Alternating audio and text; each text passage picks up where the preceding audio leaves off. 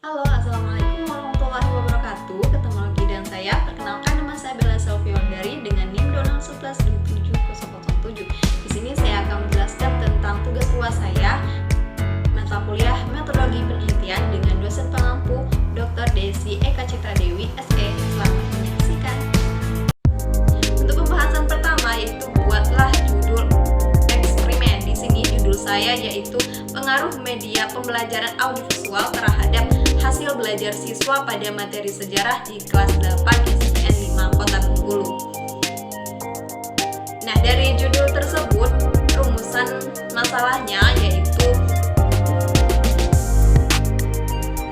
berupa apakah ada pengaruh media pembelajaran audiovisual terhadap hasil belajar siswa pada materi sejarah di kelas 8 SPN 5 Kota Bengkulu. Dari rumusan masalah tersebut, maka buatlah tujuan penelitiannya. Adapun tujuan dari penelitian saya adalah untuk mengetahui seberapa besar pengaruh media pembelajaran audiovisual terhadap hasil belajar siswa pada materi sejarah di kelas 8 SPN 5 Kota Bengkulu. Selanjutnya yaitu buatlah teori apa saja yang harus dikembangkan sesuai dengan judul penelitian yang dibuat tersebut.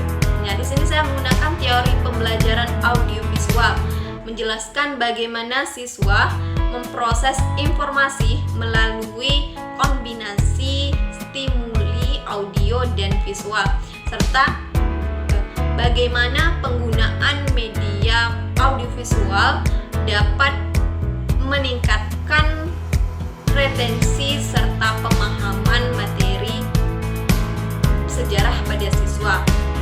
Yang kedua, saya menggunakan teori penerimaan teknologi atau teknologi acceptance model TAM yang menggambarkan tentang faktor-faktor yang mempengaruhi penerimaan teknologi oleh individu termasuk siswa dalam konteks pembelajaran.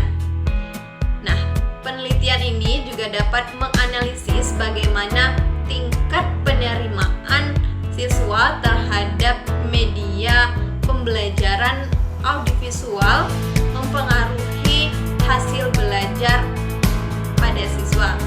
Yang ketiga, saya menggunakan teori kognitif, meliputi teori belajar seperti teori kognitif atau Piaget atau teori kognitif Gestalt yang ini dapat digunakan untuk menjelaskan cara siswa memproses informasi visual dan audio saat menggunakan media pembelajaran audiovisual, serta bagaimana hal itu mempengaruhi pemahaman pada siswa terhadap materi sejarah. Nah, dari teori tersebut, maka buatlah hipotesisnya. Dari judul saya, maka hipotesisnya yaitu yang pertama, hipotesis 0 atau HO, tidak ada pengaruh signifikan penggunaan media pembelajaran audiovisual terhadap pemahaman dan retensi siswa terhadap materi sejarah di kelas 8 SPN 5 Kota Bengkulu. Untuk hipotesis alternatifnya HA, yaitu terdapat pengaruh signifikan penggunaan media pembelajaran audiovisual terhadap pemahaman dan retensi siswa terhadap materi sejarah di kelas 8 SPN 5 Kota Bengkulu. Nah, dengan menggunakan media pembelajaran audiovisual, maka siswa dapat diharapkan untuk memiliki pemahaman yang lebih baik dan retensi yang lebih lama terhadap materi sejarah. Buatlah desain dari penelitian. Yang berikut adalah desain dari penelitiannya, yaitu saya menggunakan eksperimen semu non-covalent control group design. Untuk keterangan yang di atas yaitu X1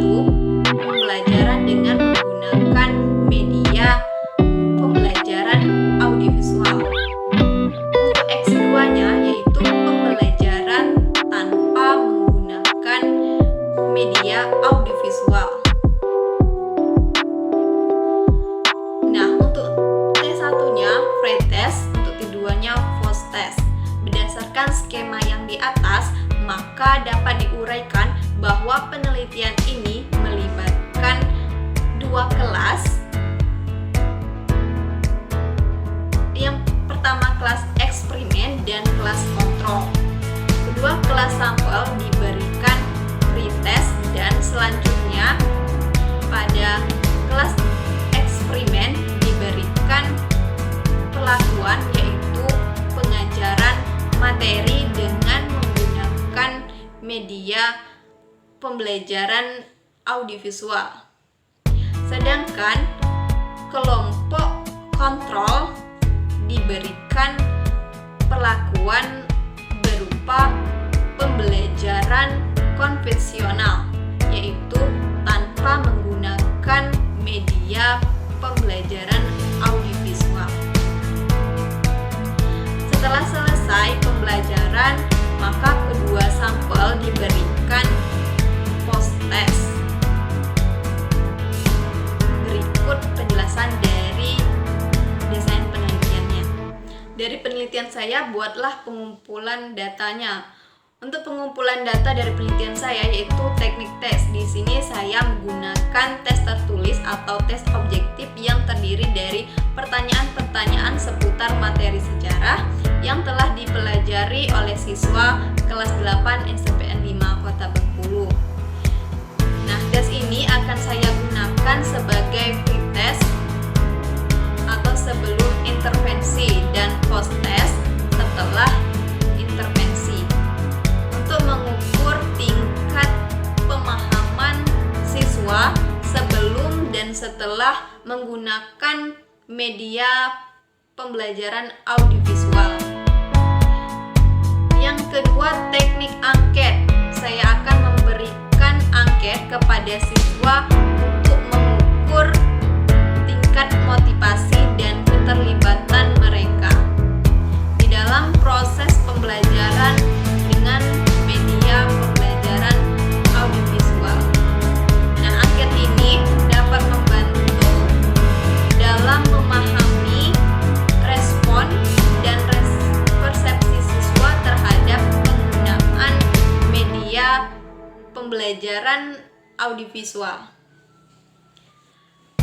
Selanjutnya, teknik observasi. Nah, saya juga akan melakukan observasi langsung terhadap siswa selama sesi pembelajaran dengan menggunakan media pembelajaran audiovisual.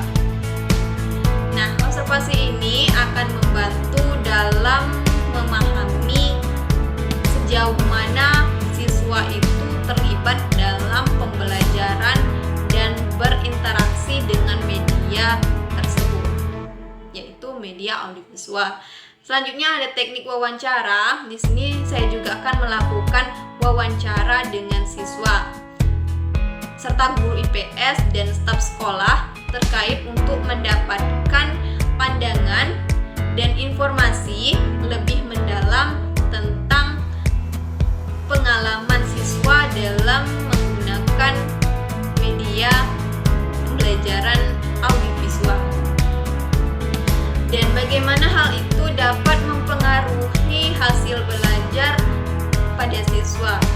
Selanjutnya yaitu teknik dokumentasi. Di sini saya juga menggunakan teknik dokumentasi di dalam pengumpulan datanya dari catatan-catatan sekolah, materi pembelajaran dan dokumen lain yang relevan untuk dipahami di dalam proses pembelajaran dan implementasinya media pembelajaran audiovisual di kelas 8 SMPN 5 Kota Bengkulu. Selanjutnya yaitu teknik tes uji coba. Nah, sebelum melaksanakan penelitian utama, lakukan tes uji coba pada siswa untuk memastikan kevalidan dan kelayakan instrumen yang digunakan seperti tes dan angket. Nah, hasil dari tes uji coba ini dapat membantu dalam melakukan penyesuaian jika diperlukan. Nah, selanjutnya yaitu teknik observasi partisipatif. Nah, selain melakukan observasi langsung, saya juga dapat terlibat secara aktif dalam proses pembelajaran sebagai pengamatan yang aktif untuk memahami interaksi siswa dengan media pembelajaran audiovisual. Berikut tadi teknik pengumpulan data dari penelitian saya. Soal selanjutnya yaitu jenis populasi dan sampel. Populasi dalam penelitian saya yaitu seluruh siswa yang berada di kelas 8 di SMPN 5 Kota Bengkulu yang sedang mempelajari materi sejarah. Nah, untuk sampelnya adalah subset dari populasi yang akan diambil untuk dijadikan objek pemilihan sampel. Untuk pemilihan sampel ini harus memiliki populasi secara umum agar hasil penelitian dapat diberlakukan dengan lebih luas. Nah, selanjutnya yaitu jelaskan macam-macam teknik pengambilan sampel. Nah, ada beberapa cara pemilihan sampel dari penelitian saya yang dapat digunakan adalah sebagai berikut. Yang pertama yaitu sampel acak sederhana atau simple random sampling. Nah, dalam metode ini setiap anggota populasi mempunyai peluang yang sama untuk dipilih sebagai sampel. Misalnya dari keseluruhan siswa kelas 8 di SMPN 5 Kota Bengkulu, saya dapat menggunakan program komputer atau media video untuk memilih sejumlah siswa secara acak sebagai sampel. Nah, sampel kedua sampel sistematis atau systematic sampling. Nah, dalam metode ini saya akan memilih anggota sampel dengan aturan tertentu, misalnya setiap kali atau kelipatan dari daftar nama siswa. Misalnya saya memilih setiap siswa kelima dari daftar siswa kelas 8 sebagai sampel. Nah, selanjutnya yaitu sampel cluster atau cluster sampling.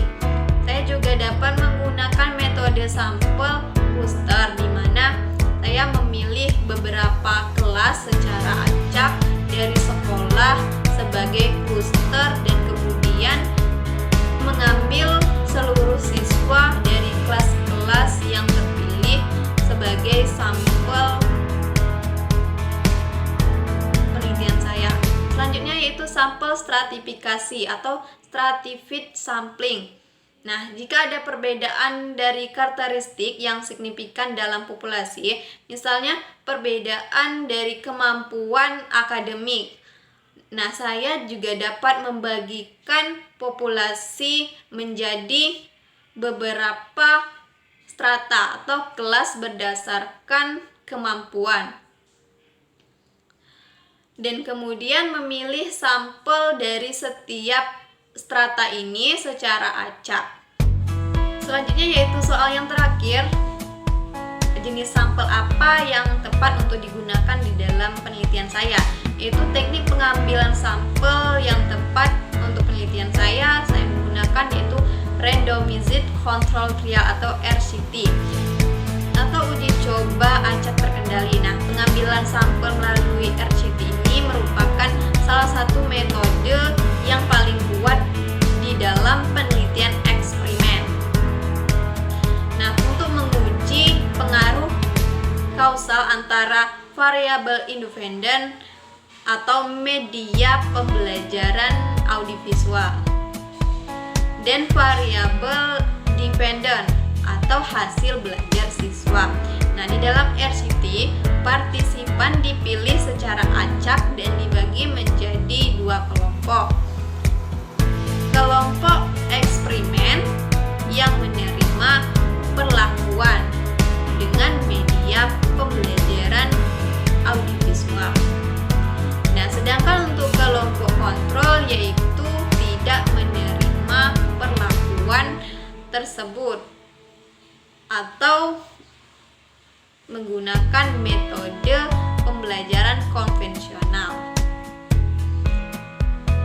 Baiklah, cuma itu saja yang dapat saya jelaskan mengenai tugas 2 saya. Saya akhiri. Assalamualaikum warahmatullahi wabarakatuh.